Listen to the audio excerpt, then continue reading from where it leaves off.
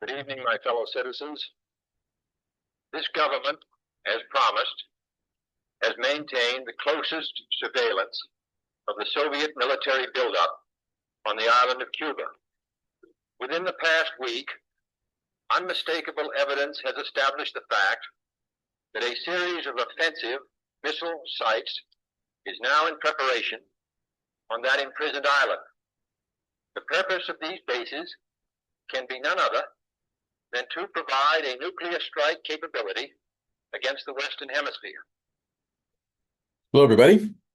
This is our class on November 26th. Yeah, sorry.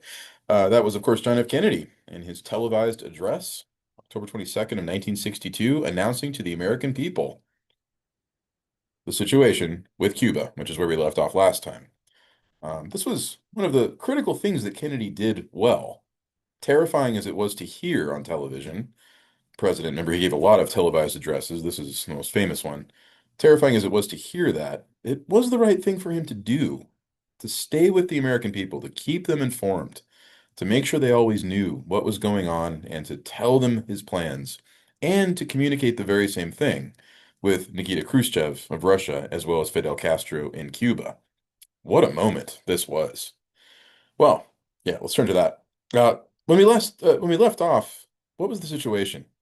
Kennedy was surrounded by his National Security Council, many of them career military guys, and all they could really recommend was an invasion of the island. Of course, that's a major problem if you look at the map, remember? Where are the missiles? Scattered all over the island. So even if the U.S. Marines could take one missile, they couldn't necessarily catch them all or capture them all in time, and certainly some of them would launch and hit American cities. Then what? Got to be a better solution, Kennedy thought, and he couldn't believe that his top military brass couldn't advise him any better than this. Well, he turned to none other than his brother Bobby, who was Attorney General, remember? Attorney General's job is domestic law enforcement, not so much foreign affairs, but Bobby had the idea. Instead of an invasion of the island, which would cause tremendous casualties, and even we probably couldn't even stop the launch of the missiles, why don't we quarantine the island? In other words, block it off from Russian ships coming and going, bringing more missiles, some of them. This was perfectly consistent with longstanding American policy, all the way back to the Monroe Doctrine. Remember that? That the United States would be the protectorate of the Western Hemisphere? And that still stood. And so Kennedy let it be known that that was his plan. And that's what he did when he turned to the American people in that remarkable speech. That same speech, though, at the conclusion, he says something quite amazing, very consistent with what he said in his New Frontier vision, the fact that, we're going to do things because they're hard. The path that we have chosen for the present is full of hazards, as all paths are, but it is the most consistent with our character and our courage as a nation and our commitments around the world. The cost of freedom is always high, and Americans have always paid it. Right? So he's basically saying this very well could escalate into nuclear war, but we're still doing the right thing, even if that's what it ends with. What an astonishing claim. And yet, something about it seemed right. His unwavering courage and the way that he kind of summoned that in the American people. Not to say everyone felt that way, of course. It was a terrifying situation. But still, it was, in hindsight, the right thing to say. He said, "One path we shall never choose, and that is the path to surrender, or a path of surrender or submission. Our goal is not the victory of might, but the vindication of right. Not peace at the expense of freedom, but both peace and freedom. Here in this hemisphere, and we hope around the world, God willing, that goal will be achieved." And he said this with such coolness and calm, unruffled by the situation. It guided the American people so well through this moment. You looked at the picture, though. Holy cow. That's how close it was. The furthest away city, Seattle or Los Angeles, it'd be a matter of like 15 to 20 minutes for one of those missiles to arrive, and it would be a thermonuclear explosion. Like we said, all the duck and cover drills suddenly got real. We'd been thinking this way all through the 1950s, but somehow, nuclear war seemed kind of abstract and remote. People didn't fully understand what it would be like. Now it's here. You see public shelters open. You see demonstrations in front of the White House. Be careful, President Kennedy. Well, his other masterstroke was, like we said, to maintain constant open communication with Nikita Khrushchev and Fidel Castro, mostly, of course, with Khrushchev. Many, many letters back and forth and back and forth. Practically every day, Kennedy would constantly talk to Khrushchev, knowing that maintaining that diplomatic openness was the key to diffusing Khrushchev's jumpiness. Fidel Castro sent a message to Russia and said, preemptive strike right now, and the Cuban people are willing to deal with the consequences. But he didn't. In the end, it seemed to Khrushchev like he trusted Kennedy more in that moment. So the images we get, though, of the blockade are really something. There's an American destroyer pacing a Russian ship, and you see the missiles right there on the deck, right? It couldn't launch from there, of course, but still, what would happen if those ships got closer and closer? One of them's got to back off. Incredibly, the Russian ships did. But what if they hadn't? And what if it had escalated? If there was a shooting war on the high seas, a shooting battle on the high seas, it would have instantly escalated up the chain of command, and that would have been it. Again, another image of the Russian ship backing off as an American plane flies overhead. More satellite images of the ships in the harbor. Well, finally, 13 days of intense watching, everyone just glued to their television sets, 24 hours, the anxiety, the worry, what's going to happen, what's going to happen. The Soviets backed off, and Khrushchev agreed to remove the missiles. And they were loaded up and sent back to Russia. And part of the agreement, too, was that the United States would remove its missiles from Turkey that were within striking range of American cities. Khrushchev finally sent his last letter to the president. Mr. President, we and you ought not to pull the ends of the rope which we have tied into the knot of war. Because the more we pull, the tighter and tighter the knot will get, and pretty soon nothing but just chopping it in half will do. Now, consequently, if there is no intention to tighten that knot and thereby to doom the world to the catastrophe of thermonuclear war, then let us not only relax the forces pulling the end of the rope, but let us take measures to untie the knot. We are ready for this. So, as eccentric and unpredictable as Khrushchev seemed most of the time, reason triumphed in his ability to assess the Cold War situation. So he and Kennedy agreed to take some kind of step to not only de-escalate this crisis, but future crises too. Well, it turned out to be pretty modest. What was it? The first nuclear test ban treaty, just on tests, not arsenals, but just the tests. And the United States agreed. Kennedy signed the treaty, and the Senate ratified it. And the Soviets agreed too that there would be no more above-ground nuclear tests, only underground. This would limit the amount of radiation in the atmosphere. So really, this had nothing to do with nuclear arsenals and all the missiles, that the countries had. But still, a first step is a first step, because what a close brush with the end of the world we just had. And so it passed. But still, through the 20th century, the tense situation between the United States and the Soviet Union, especially as the missile technology got more and more advanced. These were short-range missiles that had to be parked close to their targets.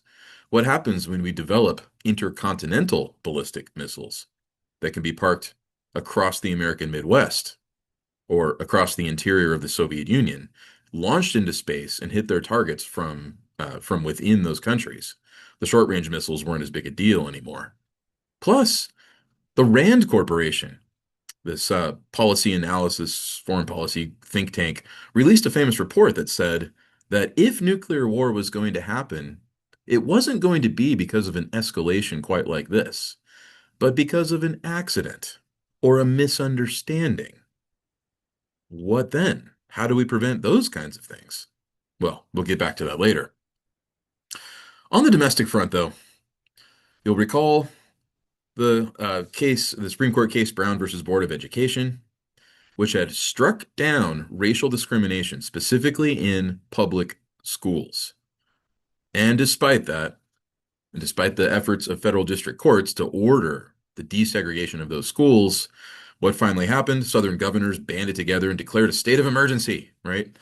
Well, now what's Eisenhower going to do? Is he going to force the schools to reopen? He backed down. And so the whole Jim Crow system remained largely in place until a whole different event occurred, or a series of events occurred, that had nothing to do with the Supreme Court and had everything to do with ordinary folks. Starting with the Greenville Eight, eight black guys who walked into a Woolworth's drugstore and sat down at the whites only counter. And then several other groups of activists did this.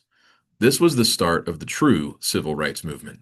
The Supreme Court had nothing to do with it, starting in the summer of 1960. Of course, the manager came out and said, "Oh, we're closing early for renovations or whatever." And so they left and came back in the very next day and sat down. And they were soon, the police were called and they were threatened and they were finally arrested. But still, that would be the approach. Nonviolent resistance. Sit-ins at lunch counters in restaurants, in public libraries, in the whites only section, all over the place across the South, of these student activists. What's interesting is Woolworth's, the famous drugstore, right, was the real flashpoint for all of this because they had those lunch counters, and somehow Woolworth's became, the center of so much of the civil rights movement. Other facilities too, but yeah, somehow they really bore the brunt of it. Well, things got intense. Again, lunch counters closed. Move on. Try to come up with bogus excuses, or just ignore the patron as she sits there, but she's not there for lunch, of course. She's a protester, right?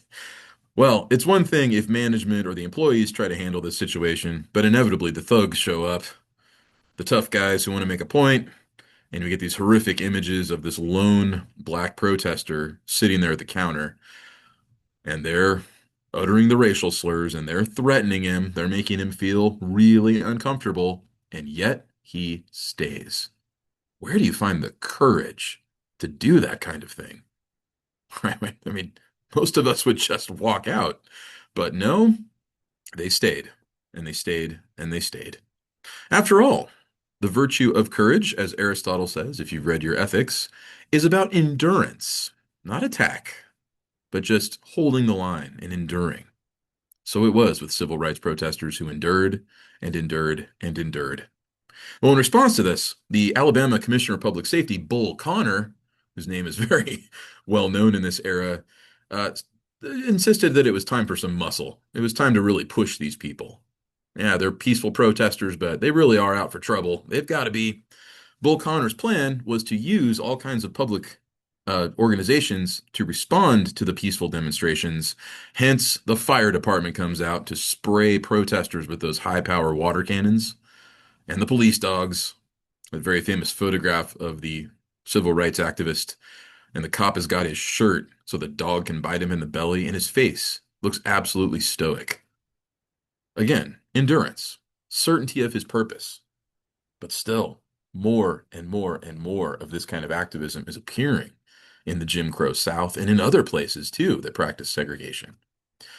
Well, 1963, you get a new governor in George Wallace in Alabama. And there he is with his stars and bars flag behind him, and he proclaims, "I say, segregation now, segregation tomorrow, segregation forever."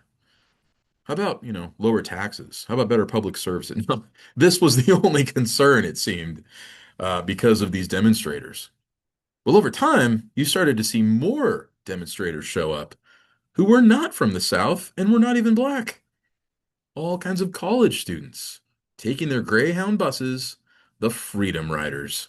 And they go down to Alabama, Mississippi, Georgia to join the civil rights activists in their peaceful protests.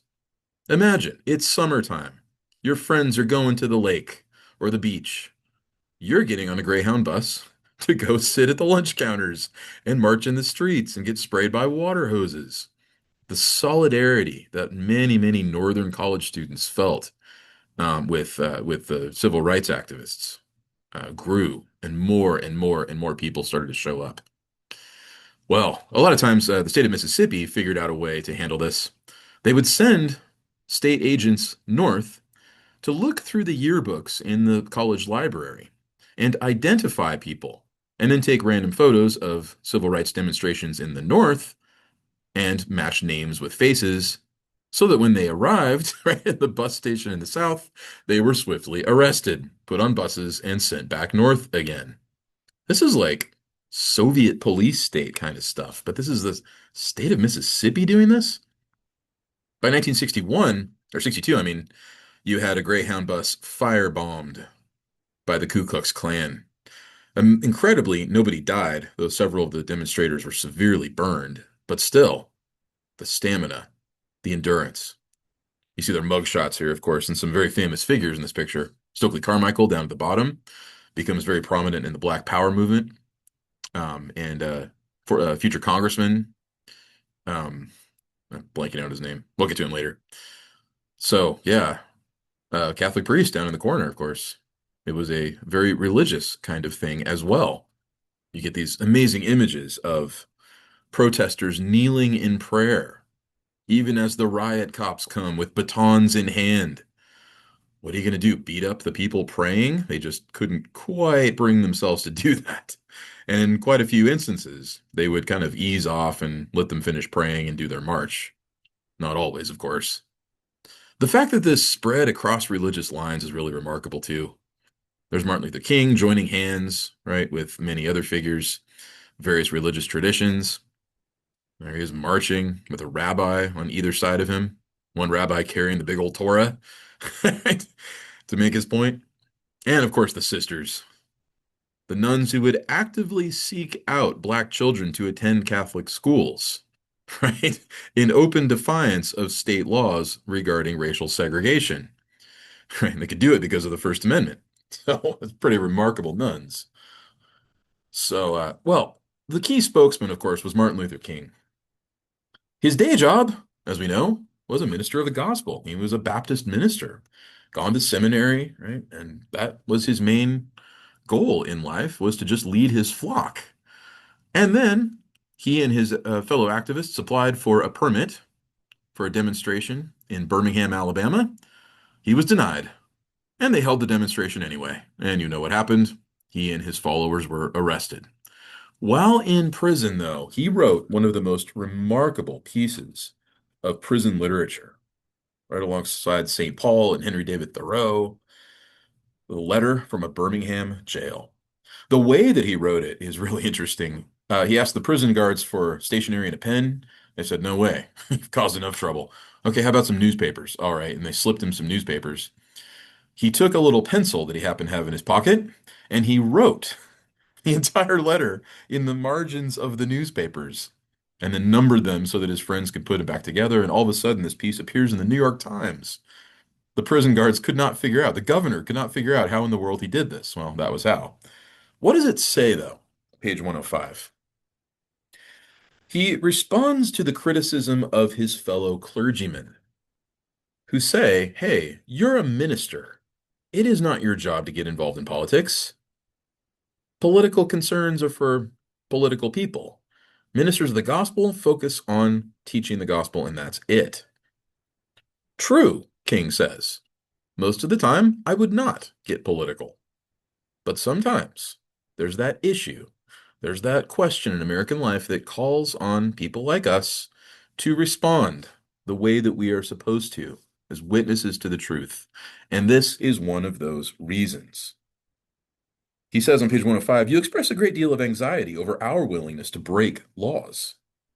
This is certainly a legitimate concern. Romans 13, after all, what does St. Paul say?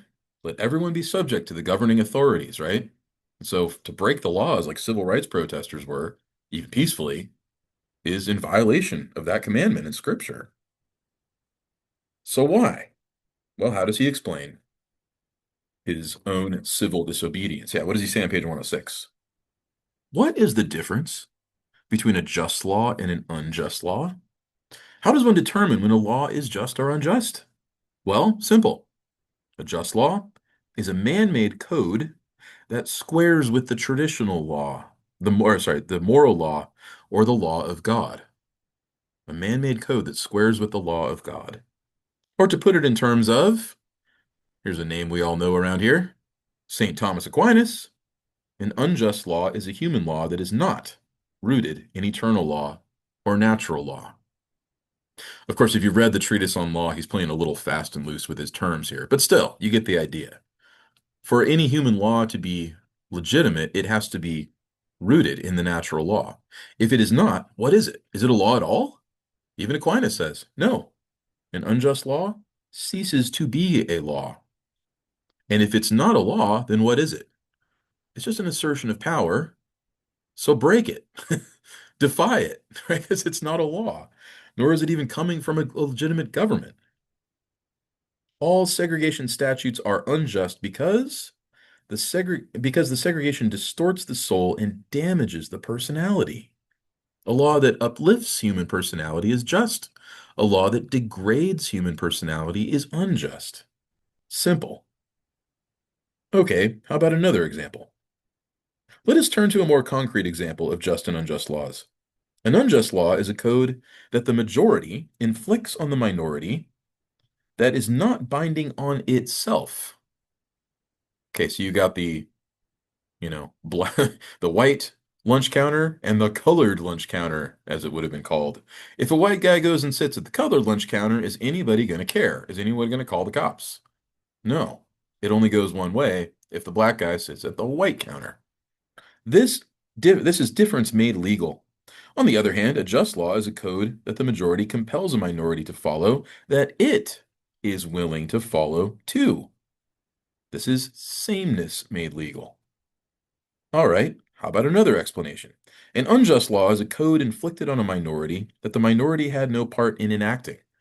Most of the blacks most of the blacks in the South that these laws were imposed on, or practically all of them, couldn't vote. So they never even elected the people in the state legislature who passed these segregation laws. So, yeah, that's clearly unjust as well. These are just a few examples, he points out. There are some instances where a law may be just on its face, but unjust in its application. And his example is, of course, does a city have a legitimate right to require people to get a public permit to hold a demonstration? Sure, it's public health and safety, right? To use the permit or to deny the permit simply because they're civil rights protesters, well, no, that's the problem. Hope you can see the distinction I'm trying to make here. In no sense do I advocate evading or defying a law, like the rabid segregationist would do, because this would lead to anarchy. Nope, one who breaks an unjust law must do it openly, lovingly, not hatefully, and with the willingness to accept the penalty. In fact, by breaking an unjust law, he says, those who do so show the highest regard for law itself, what it's supposed to be. Nothing new about this. Look through the Bible. Shadrach, Meshach, and Abednego, right? In the book of Daniel would not bow down to the statue of Nebuchadnezzar, and they were thrown into the fiery furnace. Of course, the angel protected them, but still, that was civil disobedience, wasn't it? All those early Christians who refused to pray to worship Caesar, right? Civil disobedience for the sake of what they understood to be right. On the flip side, everything that the Nazis did in Nazi Germany was legal, even though it was profoundly evil. So, once again, if the law is not rooted in the natural law, human law is not rooted in natural law, break it, defy it, because it is not a law.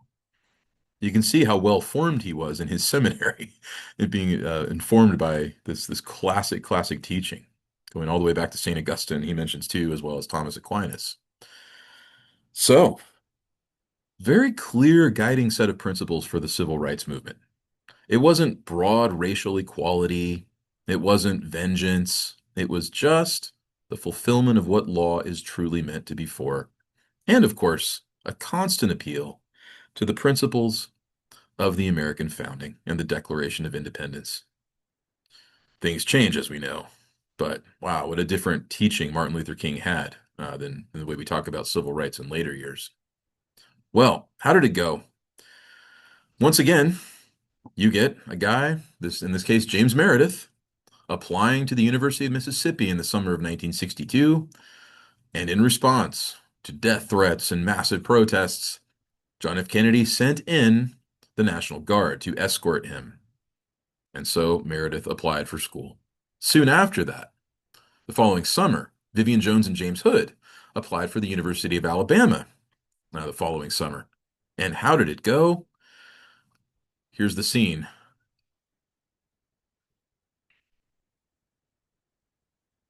It was hot in Kentucky, and I have with me here proclamation Hold on, sorry. States.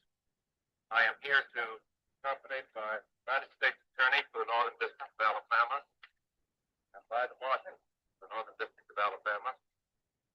And I have with me here proclamation signed by the President of the United States. Call on you to cease obstruction to justice in this state. Proclamation, Governor, was signed by the President in the last hour. As Governor and Chief Magistrate of the state of Alabama, I deem it to be my solemn obligation and duty to stand before you, representing the rights and sovereignty of this state and its people. The unwelcomed, unwanted, unwarranted, and force-induced intrusion upon the campus of the University of Alabama, the day of the might of the central government, offers frightful example of the oppression of the rights, privileges, and sovereignty of this state by officers of the federal government. Now, therefore, I, George C. Wallace, as governor of the state of Alabama, have by my action raised issues between the central government and the sovereign state of Alabama, which said issues should be adjudicated in the manner prescribed by the Constitution of the United States, and now being mindful of my duties and responsibilities under the Constitution of the United States, the Constitution of the state of Alabama, and seeking to preserve and maintain the peace and dignity of this state and the individual freedoms of the citizens thereof, do hereby denounce and forbid this illegal and unwarranted action by the central government. Stand in the schoolhouse door, it was called. As Governor Wallace, remember the segregation forever governor, right? Faced off with Assistant Attorney General Nicholas Katzenbach. Katzenbach looking very awkward and uncomfortable. He did not want to be there. But still, with the National Guard behind him, facing off against state troopers of the state of Alabama, and the governor sticking his chin out and letting him know that there are limits on federal power over state sovereignty. Sounding very much like John Calhoun, right? Back in the days of slavery. It's the very same yak, the state authority over all matters, right? Even this. Well, who backed down? It's the middle of a sweltering heat wave, remember? You can see Katzenbach wiping sweat off his neck. The governor did. And the two students were allowed in. James Hood ended up not going. He backed out, but I'm getting your names mixed up. Sorry. Vivian Jones, Vivian Jones was admitted, I think only for a brief time, and she was completely alone and everybody ignored her. It was a miserable, first year of college. But still, you saw the willingness of Kennedy to do something in response to all of this. It was soon after that he gave, for the first time, a proposal, a civil rights bill that would be submitted to Congress in June of 1963. We had seen Harry Truman try to do this, but it went absolutely nowhere. It just never even left committee. Well, Kennedy would face much the same problem, but still, it was a bold move on his part. And not only did he submit it to Congress, but he gave one of his televised addresses, laying out the reasons for it. What would this bill do if it passed? It would authorize the federal government to desegregate all public facilities. Notice, only public, not private. So this is only, libraries and post offices and stuff like that. Restaurants, movie theaters, that's a different story. And it seemed like it would just never, never get out of Congress. Well, Bobby Kennedy met a bunch of demonstrators out in front of the Justice Department and expressed his solidarity with their wishes. The Kennedy administration will work with you, he insisted, and we plan to work together towards some kind of civil rights plan. It was soon after, the following month, a couple months later, August 28th of 1963, the largest civil rights demonstration the nation had ever seen on the National Mall. 250,000 people packed in around that reflecting pool, and Martin Luther King gave his signature speech. I have a dream. And what was the dream? That we will progress and move forward? No. That we will rise up and live out the meaning of our creed. And he quotes that creed. Guess what it was? the Declaration of Independence. If you look through the speech, it's very intriguing. He doesn't use the word equality except a couple of times, one of them quoting the Declaration itself. We hold these truths to be self-evident that all men are created equal. He uses the word freedom or liberty, if I remember right, like 27 times. Free, freedom, liberty. Those were the real emphases. Again, this was not about social equality so much as it was the pursuit of happiness, the right of American blacks to simply live out the rights that they were entitled to as Americans. Not to, sit next to a white guy on a bus, but just to sit where you wanted on the bus. Not to, strike back against the white establishment. It wasn't about vengeance, but to just claim the rights that every American was entitled to. That's it. Again, a very focused message that King had. He and other civil rights protesters met briefly with Kennedy. Kennedy was very nervous that day. Huge crowds on the mall. This was the kind of thing that would invite a Ku Klux Klan attack, which frequently happened. Didn't happen, though. Went off very peacefully and quite inspiring moment. And he met with the civil rights protesters and, expressed his own solidarity very briefly. Soon after that was the single most horrific incident of racial violence of this whole era. 16th Street Baptist Church was firebombed by a group of Klansmen September 15th of 1963. Dozens of people burned badly and 4 little girls killed. It was Addie Mae Collins, Cynthia Wellesley, Caroline Robertson, all 14 years old, and Carol Denise McNair, who was 11. Well, one suspect was swiftly caught, Robert Chamberlain, in 1963. There he is with his attorney. And they knew he had accomplices. He wasn't the only one, but he would never rat out the other Klansmen. It was not until, guess when, 2002, that his accomplices were caught and put on trial, and they ended up serving life sentences. There was a fourth one, but he passed away before he was caught. And this is, of course, Thomas Blanton and Bobby Frank Cherry. And Blanton is, I think Blanton died in 2020, if I remember right. So finally, justice was served in this horrible incident. And a lot of them kind of gave themselves away. Cherry's son was the one who reported him to police and even testified against him. And he remembers he and his dad were making Confederate flags the day the bomb went off. He heard the explosion and heard the sirens. And he said, "What's going on?" And his dad kind of smirked. Well, what a horrific incident. What's going to happen with civil rights? We shall see.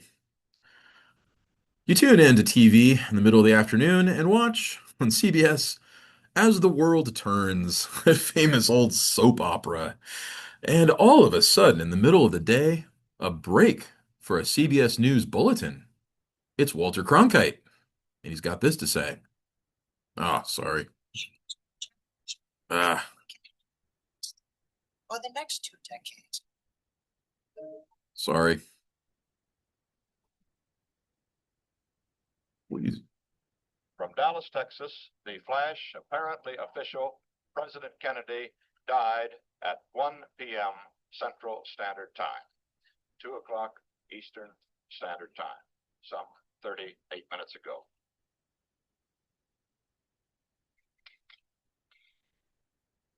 Vice President Johnson has left the hospital in Dallas, but we do not know to where he has proceeded.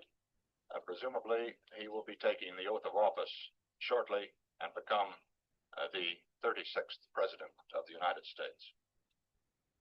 He chokes up on live TV, explaining what just happened.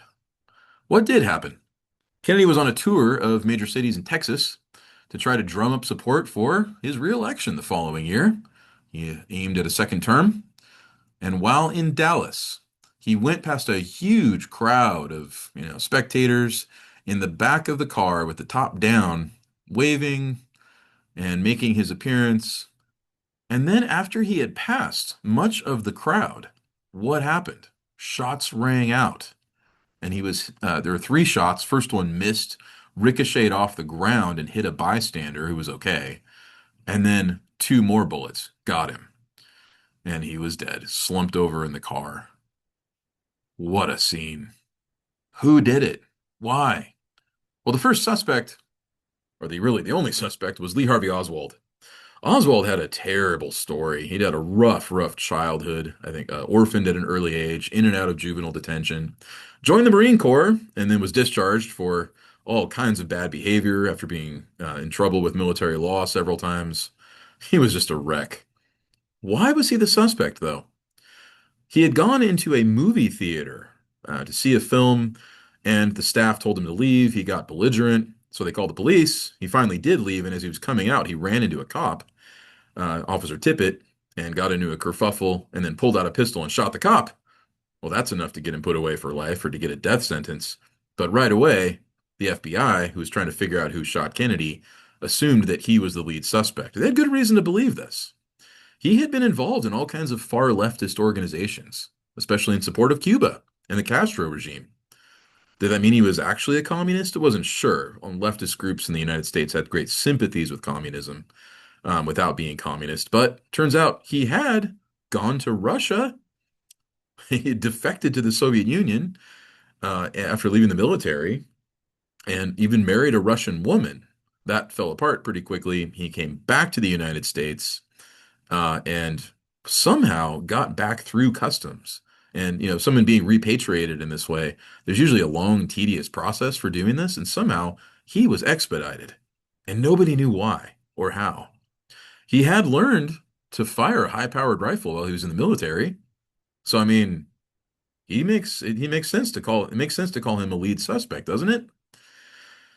Well, as he was being transferred from the jail to the courthouse for an arraignment, walking through a crowd of people, this guy walks out of the crowd with a pistol and shoots him in the gut at close range. Supposedly, as this happened, Oswald looked right at him like he knew who he was and started backing away. He knew an assassin was coming to get him, and so he was shot dead. Well, who was the suspect? It was a guy named Jack Ruby, a local nightclub owner. Supposedly, he had some kind of vague ties to organized crime, but it wasn't clear that that was the motivation. Jack Ruby, well, he was tried, convicted, and sent to prison. And the whole time he was in prison, he was saying to people, and he was writing letters even to the federal government saying, please move me to another prison out of Texas. My life is in danger. He really thought people were coming after him. Wow. And then, sure enough, he was found dead in his prison cell in January of 1967. So, anybody who knew anything had pretty much vanished or been shot. Well, the federal government called together the Warren Commission, and they wrote the official report. And what did it announce? It was named after Chief Justice Earl Warren, who chaired it, and several other people involved in various levels of government. One of the most unusual members was Allen Dulles, former chair of the CIA, who had been abruptly fired after the Bay of Pigs invasion. That's fishy. What's he doing on that commission? And the commission concluded that Oswald acted alone for his own leftist reasons, and that's that. So nobody bought it. Not then, not today. It just seems way too fishy. Oswald might have been involved, but to say that he was just the lone shooter, well, who are the other candidates? Who are the other suspects here? Was it the Cubans? Remember, Che Guevara and his whole mission for spreading communism across Latin America, much of this had to do with high-profile assassinations of heads of state. So it wasn't impossible, for the Cubans to have done the very same thing to Kennedy. Was it possible that Cuban Americans did it? The Bay of Pigs invasion had been such a disaster, and Cuban Americans were furious over this. So was it possible that some kind of organized crime within the Cuban American community killed Kennedy? Maybe. Was it, though, the government itself, or specifically part of the government? Some suspect the FBI under J. Edgar Hoover's leadership, or even the CIA. And people suspected Howard Hunt in particular for being involved with this. A conservative organization known as Liberty Lobby accused Hunt of organizing a CIA assassination on the president. Well, Hunt responded by suing Liberty Lobby for defamation, and he won the suit, so got himself off the hook. But might there have been other factions within the CIA? Kennedy had talked about getting rid of these agencies that had, tremendous independence. They seemed to be quite above the laws and protections of civil liberties. The FBI would spy on people, right? And the CIA would do all kinds of really unethical things overseas, as they had through the Eisenhower administration. And then they totally bungled the Bay of Pigs invasion. Time to get rid of that agency, he thought. Uh, so is it conceivable that they were kind of defending themselves by killing the president? Maybe. What about the mafia? We mentioned Sam Giancana, the Chicago mob boss. It so happened that the CIA contacted him and his organization. It was organized crime, remember? But they were so good at hits. They were so good at, killing problem people within the organization and just making them disappear. That was it possible that they could be used to get rid of Fidel Castro, get a hitman inside Cuba, get up close to Castro and kill him? And so it turns out, yeah, the CIA had actually contacted him for that reason, only to find out that Bobby Kennedy, as Attorney General, was cracking down on mafia ties to organized labor, which was a big issue in those days. Oh, the betrayal. And would they have taken it out on the president, perhaps? This did seem like the kind of thing the mafia would do. Just one hit, done. And whoever's involved disappears, done. This is the way that they had killed other people in mafia hits. So, had they done that to the president? Of course, there's a more simple explanation. John F. Kennedy had a long affair with Sam Giancana's wife. So, that might have been it too. Was it the Ku Klux Klan? Maybe. It turns out the FBI was actually monitoring Klan chatter, wiretaps and things, and they were talking about killing John F. Kennedy because of his civil rights proposal. But then again, nobody in the Klan seemed capable enough to do something like this. There were no sharpshooters that the FBI knew of or former military. And at the same time, what happened to Kennedy's civil rights proposal? It just seemed like it would never get out of committee anyway. So, what's the big deal? Doesn't seem like it would be the Klan. Guesses? Well, as we know, papers keep being released one after another. Under the Freedom of Information Act, there were expiration dates set on certain documents and inside memos of who knew what. Uh, some came out back in, I think it was 2017. The FBI report came out in the FBI papers. Turns out they were just as much in the dark as everybody else. They really had no idea. More things keep coming out, though. More revelations keep appearing about who did it and why, or who might have done it and why. Who knows? Within our lifetime, within your lifetime, we may very well know who actually killed the president and why. The most likely explanation, though, was that it was to prevent him from something he was either about to say, like tell the American people, especially if he was reelected in 1964, or some decision he was about to make that somebody really didn't like, whether inside or outside the government. So, lots of theories and speculation about this. But yeah, I'll leave it to you, right, to give it your best shot. And maybe sometime, someday, we will hear something. We had a presentation in class, if you weren't there, it's okay, on a code name, SS100X. That's the Secret Service code name for the car that Kennedy was in. It's Ford Lincoln Continental. Sorry, not Ford, Lincoln Continental. The top was down, but this car was very, very well equipped to protect the president. It was bulletproof, like all the windows were too. There were guns hidden in pouches on the side. It had a very strong engine if it needed to make a quick getaway. It was just, very well designed to protect the president. And this is the car that Kennedy died in. It sits now in Ford Motor Company Museum, I believe in Michigan somewhere outside of Detroit. And you can see it. And what's amazing about this car is that subsequent presidents continued to use it. Lyndon Johnson, Gerald Ford, on many public occasions, even though they sat in the very spot where Kennedy had died. You would think a car like this would be in a box in the National Archives somewhere, but nope, it's on public display, and it was for years after. Well, finally, one president gave his inaugural address, and technically he was supposed to go down Pennsylvania Avenue. Jimmy Carter's well known for making this long walk from Capitol Hill all the way to the White House. And at the time, it was looked at as like an everyman gesture of, the common man, the peanut farmer from Georgia, we'll get to later. I think the truth is he found out that he was going to ride in that car and sit where JFK died, and he said, "No way." But who really knows? So, SS-100X, one of you presented on that already. When we come back, we talked about the Johnson administration. We will resume that story. We talked about his domestic policy. We'll turn to Vietnam next time, and then turn to Johnson's collapse, the end of the 60s, the end of the Great Society, and the turn to Richard Nixon. Here come the 70s. See you then.